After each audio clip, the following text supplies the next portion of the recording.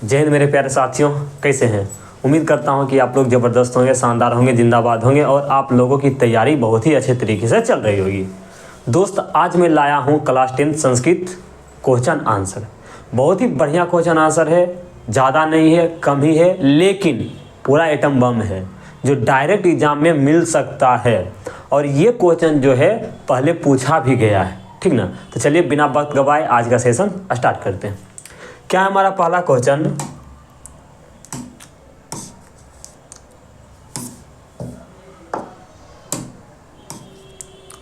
पहला क्वेश्चन है, मंगलम पाठ के आधार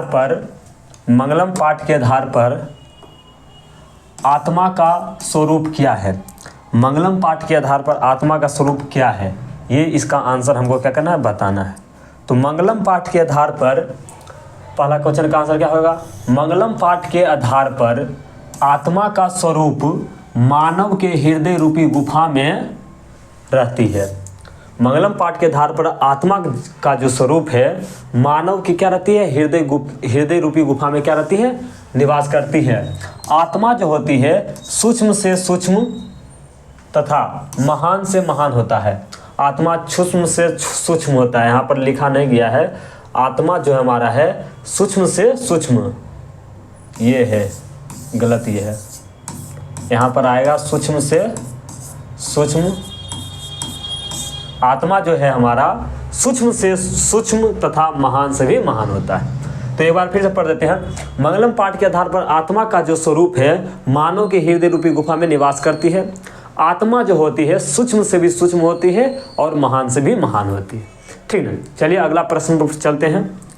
अगला प्रश्न हमारा क्या है, मंगलम पाठ के आधार पर सत्य का महत्व बतावे। मंगलम पाठ के आधार पर क्या पूछा जा रहा है, सत्य का महत्व। तो हमारा क्या होगा इसका आंसर, मंगलम पाठ के आधार पर सत्य का महत्व को वर्णन करते हुए महर्षि वेद व्यास जी कहते हैं कि सत्य की हमेशा विजय होती है। बताइए, आप तो महाभारत देखे ही होंगे, एक तरफ असत्य एक तरफ सत्य। जब सत्य और असत्य लड़ा तो किसका जीत हुआ, सत्य का। इसलिए यहाँ पर कहा गया है, मतलब कि महर्षि वेद व्यास जी सत्य का वर्णन करते हुए कहते हैं कि सत्य की हमेशा क्या होती है, विजय होती है। सत्य की हार नहीं होती है, असत्य की हार होती है, सत्य की कभी हार नहीं होती। और असत्य की कभी विजय नहीं होती। सत्य की तो जीत होती है, लेकिन असत्य की कभी भी विजय नहीं होती है, कभी भी जीत नहीं होती है, ठीक ना। सच बोलने वाला को मोक्ष की प्राप्ति होती है। जो व्यक्ति सच बोलता है उसे ही मोक्ष की प्राप्ति होती है। असत्य बोलने वाले व्यक्ति को मोक्ष की प्राप्ति नहीं होती। तथा सत्य से परम पिता परमेश्वर तक पहुंचने का मार्ग विस्तृत होता है। अगर आप सत्य बोलते हैं, ठीक ना, सत्य बोलते हैं तो आपको क्या होगा, परम पिता परमेश्वर तक पहुंचने का आपका मार्ग ऑटोमेटिक खुलता जाएगा। बात समझ रहे हैं ना। चलिए अगला क्वेश्चन पर चलते हैं। अगला क्वेश्चन हमारा क्या है, पाटलिपुत्र वैभव पाठ का वर्णन कीजिए। मैं दो क्वेश्चन वहां से लिया हूँ। कितना क्वेश्चन, हमारा जो मंगलम पाठ है, मंगलम पाठ से दो क्वेश्चन मैं लिया था, ठीक ना। जो हमारा मंगलम पाठ है, मंगलम पाठ, यहाँ से मैंने कितना क्वेश्चन लिया, मंगलम पाठ से टोटल दो क्वेश्चन मैंने लिया था। और दोनों क्वेश्चन क्या था, मोस्ट VVI था। आपको क्या करना है, देख के जाना है, आपको देख कर जाना है, देख कर क्या करना है, आपको जाना है। चलिए स्टार्ट करते हैं अगला क्वेश्चन पर। अगला क्वेश्चन हमारा क्या है, अगला क्वेश्चन है हमारा क्या है, पाटलिपुत्र वैभव पाठ का वर्णन कीजिए। आप तो पाटलिपुत्र पाठ पढ़वे किए हैं, जिसमें पटना का उल्लेख किया गया है। बहुत सारे आए और क्या किए, पटना का उल्लेख किए। चलिए पढ़ते हैं। तो इस पाठ में पाटलिपुत्र अर्थात पटना का वर्णन किया गया है। पाटलिपुत्र वैभव पाठ में किस शहर का वर्णन किया गया है, ऑब्जेक्टिव में भी पूछा जाता है। पाटलिपुत्र पाठ में या फिर पाटलिपुत्र वैभव पाठ में पटना शहर का वर्णन किया गया है। पाटलिपुत्र ने प्राचीन काल से ही अब तक अपने महत्व को धारण किया है। प्राचीन काल में भी हमारे जो पटना है, मतलब कि एक तो बात आप समझते हैं, पटना का नाम अभी पटना है, ठीक ना, लेकिन पटना का पहले नाम प्राचीन काल में क्या हुआ करता था, पाटलिपुत्र। तो पाटलिपुत्र जो है प्राचीन समय से ही इसका नाम चला आ रहा है, ये नहीं कि आज ये इसका नाम चल रहा है, नहीं, प्राचीन समय से ही इसका नाम क्या रहा है, चला आ रहा है, ठीक ना। प्राचीन काल से ही यह सरस्वती का मुख्य केंद्र माना जाता है। हमारा जो पाटलिपुत्र है, पटना है, ये प्राचीन काल से ही सरस्वती का मुख्य केंद्र क्या है, माना जाता है। वर्तमान समय में यह बिहार की राजधानी है। बिहार की राजधानी क्या है, पटना, पटना है ना, सॉरी, बिहार की राजधानी पटना है। अभी यहाँ के उत्कृष्ट संग्रहालय, उच्च न्यायालय, जैविक उद्यान, तारामंडल, गोलघर, महावीर मंदिर आदि दर्शनीय स्थल है। यहाँ पर जो मुख्य हमारा जो है उत्कृष्ट दर्शनीय स्थल कौन कौन है, संग्रहालय, उच्च न्यायालय, जैविक उद्यान, तारामंडल, गोलघर, महावीर मंदिर। आपसे एक क्वेश्चन भी पूछा जाएगा, जो पटना के प्रमुख दर्शनीय स्थल का नाम लिखिए, ठीक ना। क्या पूछा जा सकता है आपसे, पटना में स्थित प्रमुख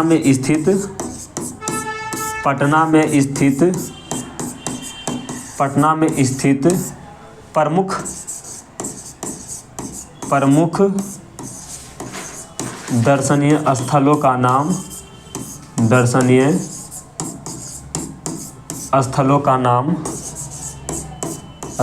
नाम लिखिए। ये भी क्वेश्चन पूछा गया है और पूछा जाएगा। तो आपको क्या लिखना है, एक बार देख लेते हैं। ये ग्रीन कलर दिख रहा है, हाँ दिख रहा है, क्या हमारा पटना में स्थित प्रमुख दर्शनीय स्थलों का क्या करना है, आपको नाम लिखना है। तो आपको क्या लिखना है, पटना में स्थित प्रमुख दर्शनीय स्थल निम्नलिखित है। कौन कौन है भाई, तो है हमारा संग्रहालय, उच्च न्यायालय, जैविक उद्यान, तारामंडल, गोलघर, महावीर मंदिर आदि दर्शनीय स्थल। बात समझ गए। यहाँ से ये क्वेश्चन भी आपको क्या करना है, याद कर लेना है। चलिए अगला प्रश्न पर चलते हैं। क्वेश्चन नंबर 4 क्या है, भगवान बुद्ध ने पटना के बारे में क्या कहा था। जो हमारे भगवान बुद्ध हैं वो पटना के बारे में क्या कहे थे, उसी समय प्राचीन काल में ही पटना के बारे में हमारे भगवान बुद्ध ने कुछ बातें कहे थे, और वही बातें अभी यहाँ पर क्या है, पूछा जाए। चलिए पढ़ते हैं। तो आंसर इसका क्या हो जाएगा, भगवान बुद्ध ने पटना के बारे में कहा था कि यह गांव एक समय महानगर होगा। वो उसी समय में बता दिए थे। जो हमारा पाटलिपुत्र है, पाटलिपुत्र आगे चलकर क्या होगा, बहुत बड़ा शहर होगा, ठीक ना, इसका बहुत बड़ा नाम होगा। तो यहाँ पर बोला गया है महानगर होगा। भगवान बुद्ध ने पटना के बारे में कहा था कि यह गांव एक समय में क्या होगा, महानगर होगा। और अभी देखिए पटना हमारा क्या है, महानगर है। हम अभी क्लास कहाँ से ले रहे हैं, पटने में रह के ले रहे हैं, ठीक ना। पटने में हमारा क्या है, स्टूडियो है। तो यहाँ पर क्या है, आगे महानगर होगा, किंतु परस्पर लड़ाई, आग और बाढ़ के भय से हमेशा पीड़ित रहेगा। लेकिन ये तो महानगर होबे करेगा, लेकिन यहाँ पर लड़ाई बहुत होगा, आग वगैरह का समस्या देखने को मिलेगा। और हमारा जो बाढ़ है, बाढ़ का समस्या को क्या करेगा, हाँ बाढ़ की समस्या भी बहुत यहाँ पर आएगा। अभी ये तीनों चीज़ सही, जो चीज़ वो बताए ना, सब चीज़ यहाँ पर क्या हुआ, सही साबित हो रहा है। पटना एक महानगर भी हो गया, यहाँ पर क्या हो रहा है, लड़ाई तराई बहुत होता है, आग वगैरह भी लग रहा है, आग की समस्या भी बहुत उत्पन्न हो रही है, और बाढ़ तो बिहार की डुबाइए दे रहा है अभी, समझ रहे ना। तो बाढ़ की भी समस्या यहाँ पर क्या देखने को मिलेगी, यही बतवा बोले थे प्राचीन काल में, किसने, भगवान बुद्ध ने। आने वाले समय में यह पाटलीग्राम पटना नगर से प्रसिद्ध होगा। ये भी चीज बता दिए थे प्राचीन काल में। जो हमारा अभी जो पटना का नाम पाटलिपुत्र है, सॉरी अभी नहीं, प्राचीन काल में पाटलिपुत्र नाम था पटना का, ठीक ना। अभी चल के इसका नाम क्या रखा गया, पटना। तो यही चीज हमारे भगवान बुद्ध ने क्या बताया था, जो अभी इसका भले ही पाटलिपुत्र नाम है, लेकिन आगे चलकर इसका नाम पटना रखा जाएगा, ठीक ना। तो वो चीज यहाँ पर लिखा गया है, आने वाले समय में यह पाटलीग्राम पटना नगर से क्या होगा, प्रसिद्ध होगा। उम्मीद करते हैं कि आप लोगों को ये क्वेश्चन समझ में आया होगा। बहुत ही अच्छा क्वेश्चन है, आपको याद करके जाना चाहिए। हमारा 5वां नंबर क्वेश्चन है, कौन कौन से विदेशी यात्री पटना आए थे? उसी समय में प्राचीन काल में ही जब हमारा पटना का नाम पाटलिपुत्र हुआ करता था प्राचीन काल में, तब हमारे यहाँ पर कुछ क्या आए थे? यात्री आए थे, विदेशी यात्री। तो उनका नाम क्या है? तो पहला व्यक्ति मेगास्थनीज, फाहियान, हेनसांग, इत्सिंग आदि विदेशी यात्री हमारे क्या आए थे? पटना घूमने के लिए आए थे। ठीक ना? तो इसका आंसर सटीक है और ये भी बढ़िया क्वेश्चन है, पूछा गया सब क्वेश्चन है, VVI क्वेश्चन है, आपको क्या करना है? याद करना है। अगला प्रश्न पर चलते हैं, आलसशाला में आग लगने पर क्या हुआ? अब हम आलसशाला में आ गए, उससे हमारा 2-3 क्वेश्चन, 2 क्वेश्चन था, 3 क्वेश्चन था शायद, तो बहुत ही अच्छा क्वेश्चन था पाटलिपुत्र वाला। ठीक ना? तीनों क्वेश्चन बहुत ही VVI क्वेश्चन हम लिए थे और इसमें भी हम VVI लिए हैं। तो क्या हमारा क्वेश्चन नंबर 6, आलसशाला में आग लगने पर क्या हुआ? तो आप पढ़े ना अलस कथा पाठ,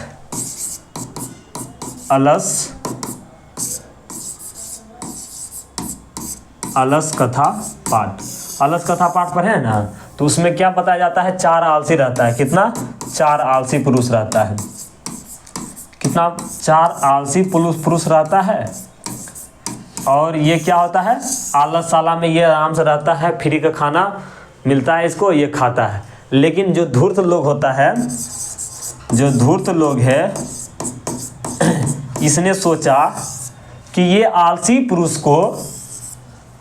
पुरुष को बिना कुछ किए बिना ही खाना मिल रहा है, बिना काम किए बिना ही इतना सुविधा मिल रहा है और रहने के लिए घर भी मिल रहा है। तो धूर्त लोग ने, वहाँ के आसपास के जो धूर्त लोग हैं, उसने क्या किया? ढोंगी आलसी बन के ये आलसशाला में चल गया। किस शाला में? आलसशाला में चल गया। एक आलसशाला वहाँ पर बनाया गया था जिसमें सिर्फ आलसी पुरुष रहते थे। ये धूर्त लोग क्या किया? ये धूर्त लोग किस में चल गया? आलसशाला में चल गया था। ठीक ना? ये सब ढोंगी आलसी बन के, ठीक ना, ढोंगी आलसी बनकर क्या हुआ था? चल गया था, धूर्त आलसी बन के। ठीक ना? तो ये सब क्या हुआ? आलसशाला में चल गया और फ्री का खाना खाने लगा। ठीक ना? और एकाएक देखा मंत्री वीरेश्वर ने कि हमारा क्या हुआ? अनाज जो है एकाएक घटने लगा, ज़्यादा घटने लगा। तो क्या किया उन्होंने? इस चीज़ को जानने के लिए, परीक्षा लेने के लिए उन्होंने आलसशाला में आग लगा दिया। उनको भय हो गया था कि कहीं धूर्त लोग तो नहीं ढोंगी आलसी बन के हमारा भोजन खा रहा है। तो इसने क्या किया? आलसशाला पाठ में आग लगवा दिए। और जैसे ही आग लगा तो धूर्त आलसी जो थे, जो धूर्त लोग जो आलसी बन के ढोंगी वहाँ पर कर रहा था, उसने घर में लगे देखे आग को। घर में जब आग लगा तो देखा, अरे भाई हम तो जल जाएंगे। ये क्या किया? भाग गया। और जो असली 4 आलसी थे वो तो बेचारा आलसी ही थे। वो क्या थे? आलसी थे। तो वो कैसे भागेंगे? वो आराम से पटाए हुए थे, सोए हुए थे मजे में। चलिए पढ़ते हैं, मज़ेदार चैप्टर है। जब पढ़ेंगे स्टार्टिंग से तब पढ़ाएंगे आपको बहुत अच्छा से। अभी तो इतना जानिए कि इसमें ये हुआ था। तो आलसशाला में आग लगने पर, अभी बताए ना कहानी, आलसशाला में आग लगने पर 4 आलसी पुरुष घर से नहीं भागे। सही बात है। आलसशाला में जब आग लगा तो 4 जो हमारा आलसी पुरुष था वो नहीं भागा। वो क्यों भागता यार? वो तो आलसी है, वो तो सोया है आराम से। वो आलसी है तो वो आराम से सोया है। खाना कब खाना है यही सब दिमाग में आता रहता है उसका। ये करेंगे वो करेंगे, इसमें ये सब नहीं आता है। आराम से पटाया रहता है, कम्बल तम्बल ओढ़ के। ठीक ना? बस खाना आता है देने के लिए, खाता है फिर सो जाता है। ये सब आलसी होता है। ठीक ना? आगे क्या है? भागे। शोरगुल सुनकर वे जान गए थे कि घर में आग लगी हुई है। ठीक ना? क्या हुआ?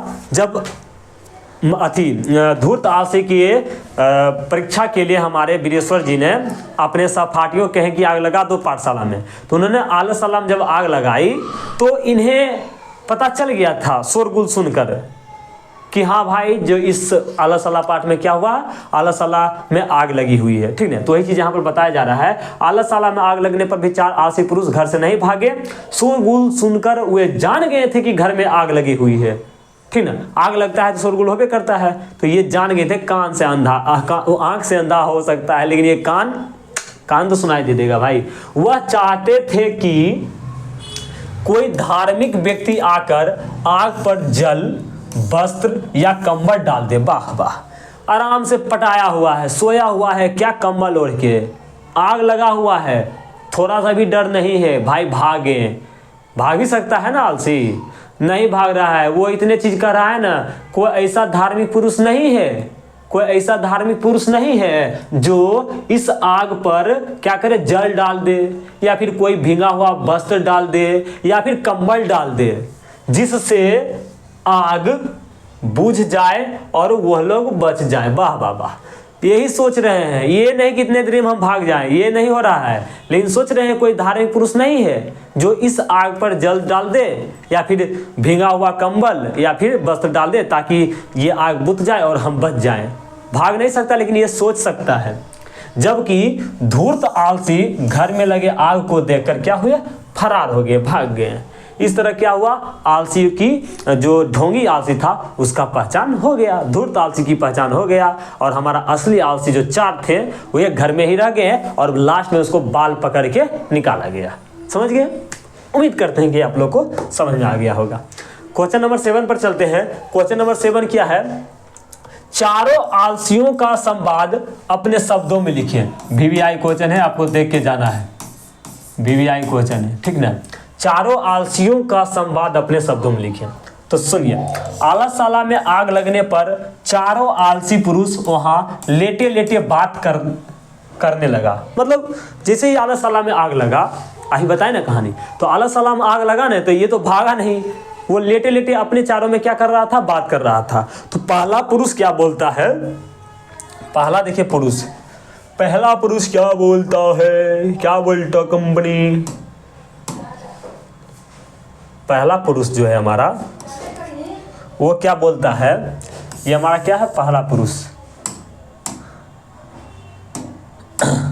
पहला पुरुष, पहला पुरुष, दूसरा पुरुष और तीसरा आलसी, आलसी है, और चौथा आलसी, पुरुष नहीं आलसी, पहला आलसी, दूसरा आलसी, तीसरा, चौथा, चारों आलसी का हम संवाद अभी सुनते हैं। क्या है, पहला आलसी क्या बोलता है, पहला आलसी बोलता है, हे यह हल्ला क्यों हो रहा है। पहला आलसी बोलता है, ओरे ओरे, हे ये हल्ला क्यों हो रहा है। और दूसरा आलसी क्या बोलता है, मालूम पड़ता है कि इस घर में क्या है, आग लगी है।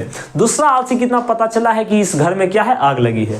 पहला बोलता है कि हे ये क्यों हल्ला हो रहा है, ये क्यों शोरगुल हो रहा है। और दूसरा बोलता है कि मालूम पड़ता है कि घर में क्या लगी हुई है, आग लगी हुई है। और तीसरा क्या बोलता है, कोई भी उस प्रकार का धार्मिक पुरुष नहीं है जो इस समय हमें भीगी बस से ढक दे। तीसरा तो भाई उसका तो कोई कहने नहीं है, वो इतना पता है कि कोई हम धार्मिक व्यक्ति आके हमारा जान बचा दे, लेकिन खुद नहीं बचा सकते हैं। ये यही सोच रहा है लेटे लेटे, जो कोई धार्मिक पुरुष आए जल्दी से और हमारे ऊपर क्या करे, भीगी हुई वस्त्र डाल दे और हम क्या करें, बच जाएं। और चौथा तो रिकॉर्ड ही तोड़ दिया, चौथा तो रिकॉर्ड ही तोड़ दिया और आराम से सोया है। तुम क्यों तीनों हल्ला कर रहे हो भाई, चुप रहो, हमको सोना है। क्या कर रहा है, अरे बाचाल बहुत बोलते हो, चुप नहीं रह सकते। चौथा तो रिकॉर्ड ही तोड़ दिया भाई, अरे बचाल बहुत तुम तीनों बोल रहे हो, चुप रहो, सोने दो। अरे भाई मरना है तुम्हें क्या, उठ के तो भागो, समझ रहे, लेकिन ये नहीं भाग रहा है। तो उम्मीद करता हूँ कि क्वेश्चन नंबर 7 आपको समझ में आ गया होगा। क्वेश्चन नंबर 8 पर चलते हैं। आलस कथा पाठ से हमें क्या शिक्षा मिलती है। तो हमारा क्या है, आलस कथा पाठ से हमें यह शिक्षा मिलती है कि आलस मनुष्य का सबसे बड़ा अवगुण होता है। आलस जो होता है सबसे बड़ा गुण होता है। अगर आपके पास आलस आ गया ना, तो आप जिंदगी में कुछ नहीं कर पाइएगा। अगर आप पढ़ रहे हैं और पढ़ते टाइम अगर आपके दिमाग में आलस आ जाएगा कि अभी सोना है, कल उठ के पढ़ लेंगे, तो जिंदगी में आपसे कुछ नहीं हो पाएगा। ना तो आप बढ़िया से नंबर ला पाएंगे, ना ही टॉप कर सकते हैं। इसलिए आलस अगर आपके पास है तो इसको त्यागिए। अगर अभी भी मेरे पास आलस रहता तो अभी हम वीडियो एडिट क्यों करते हैं, वीडियो क्यों डालते, नहीं डालते, आराम से सोए रहते, सोचते कि कल डाल देंगे, परसों डाल देंगे। तो ये बात नहीं होना चाहिए। आलस जो होता है मनुष्य का सबसे बड़ा गुण होता है, और ये चीज आपको क्या करना पड़ेगा, त्यागना पड़ेगा कुछ जिंदगी में नया करने के लिए, ठीक ना। आलस त्यागना पड़ेगा। आगे चलते हैं। हमें कभी भी आलस होने का फायदा नहीं उठाना चाहिए, हमें आलसी होने से बचनी चाहिए, ठीक ना। आलस होने का हमें फायदा नहीं उठाना चाहिए। कितनों भी हमारे पास सुविधा हो, कितनों महाराजा के घर में हम जन्म लिया, उससे कोई फर्क नहीं पड़ता। आप काम कीजिए, कुछ भी कीजिए, लेकिन कीजिए, ठीक ना। हमें आलसी होने से बचनी चाहिए। आलस होने से हमको क्या करना है, बचनी चाहिए। चलिए अगला प्रश्न पर चलते हैं। क्वेश्चन नंबर 9 हमारा क्या है, आधुनिक काल की किन्हीं 3 संस्कृत लेखिकाओं का नाम लिखिए। आधुनिक काल में कुछ हमारे लेखिका होती थी संस्कृत के, उन्हीं का नाम पूछा जा रहा है, तो पढ़ते हैं। आधुनिक काल की किन्हीं 3 संस्कृत लेखिकाओं के निम्नलिखित नाम हैं।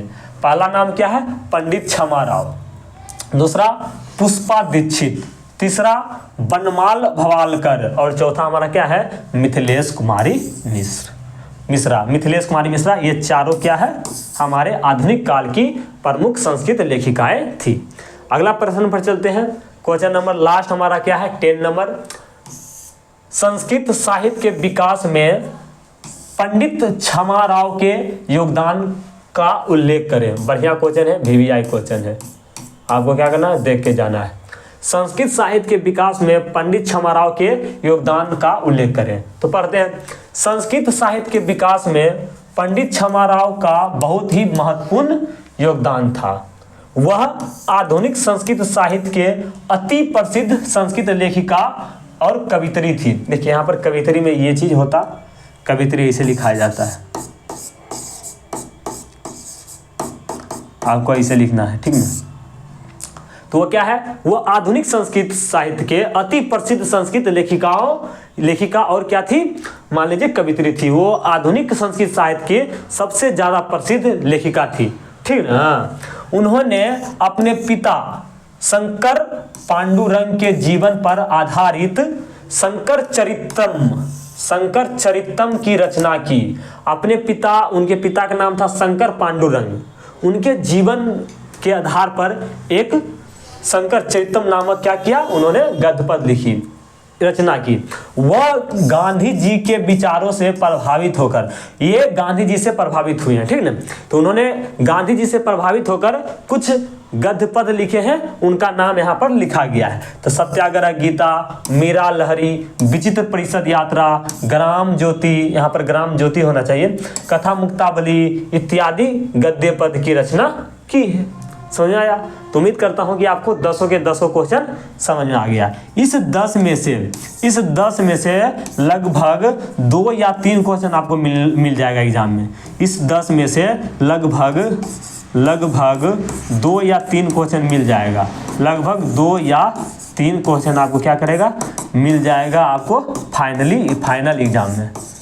एग्जाम में यहीं से क्वेश्चन 2-3 रहेगा, ठीक ना। 20 को पूछता है तो 2-3 हो सकता है, 4 पूछ ले, 5 पूछ ले, ठीक ना। तो ये हम गारंटी नहीं दे सकते हैं, लेकिन ऐसा क्वेश्चन मैं लाया हूं जो डायरेक्ट एग्जाम में पूछा जा सकता है। तो आप इसका स्क्रीनशॉट लेना चाहते हैं तो स्क्रीनशॉट ले लीजिए। चलिए, तो साथ ही आज का लेक्चर यहीं तक समाप्त करते हैं। मिलते हैं अगले क्लास में इसी जोश और जुनून के साथ। तब तक के लिए थैंक यू, धन्यवाद, सी यू, बाय बाय, टाटा।